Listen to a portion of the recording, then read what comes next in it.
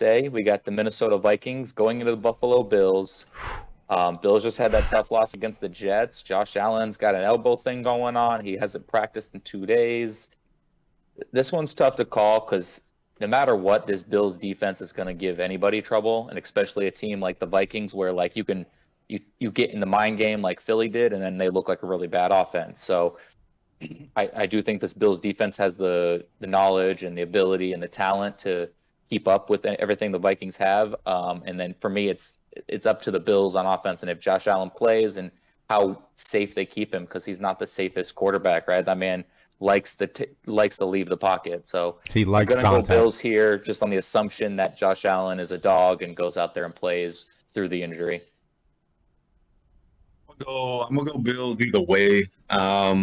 I like what they do on offense. I think if it is Case Keenum, it's going to be a little bit more run dependent. So I'll be interested to see how they mix in the three backs that they got. I think everybody provides a certain amount of spark to that team, but it's tougher for him because Josh Allen is such a supreme athlete, and everything does revolve through him.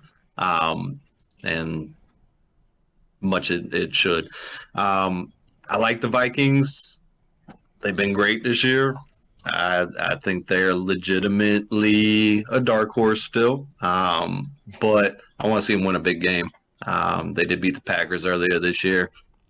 Fell very short in their game against Philly.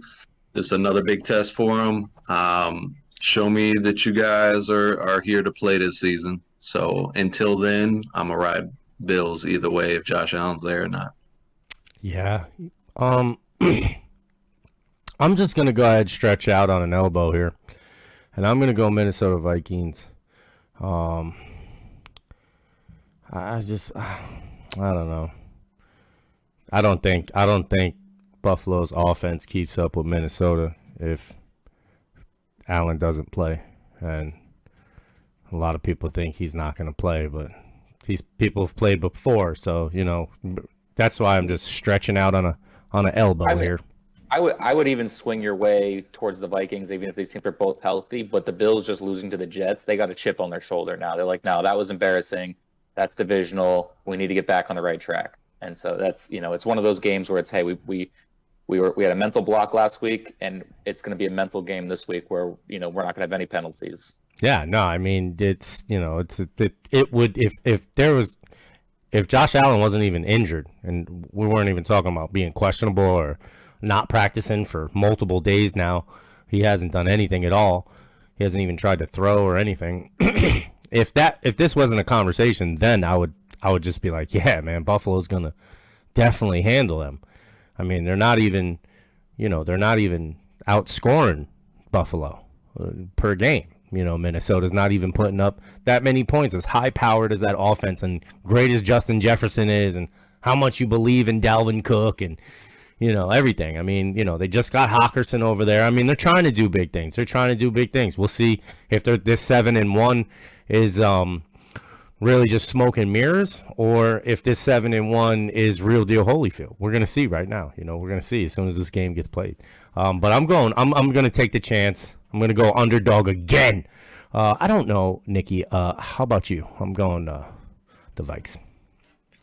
So it's kind of funny when I hear Charlie say dark horse. I hear you say underdog. With the point spread, yes, they would be considered underdogs. But Minnesota's sitting at 7-1, looking pretty. Buffalo 6-2, and they lost to the Jets. Minnesota's only lost one game. That was the first week of the season. I wouldn't consider them underdogs, but I do agree with Charlie in the sense of the schedule. They haven't had a real tough opponent yet. I think Green Bay, maybe early in the season you didn't really know what Green Bay was about or how bad they were going to be. So that could have been, one of the games that you look at. But they did beat Miami a few weeks ago, 24-16. They held Miami to 16 points, which is a high-powered offense, high-scoring offense this year. So that's minus Tua, though.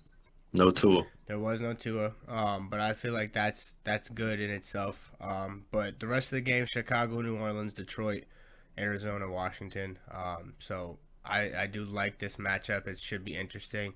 I'm from what I've been reading about Josh Allen, he's not going to be in. And even if he does, I'm still going Minnesota Vikings here.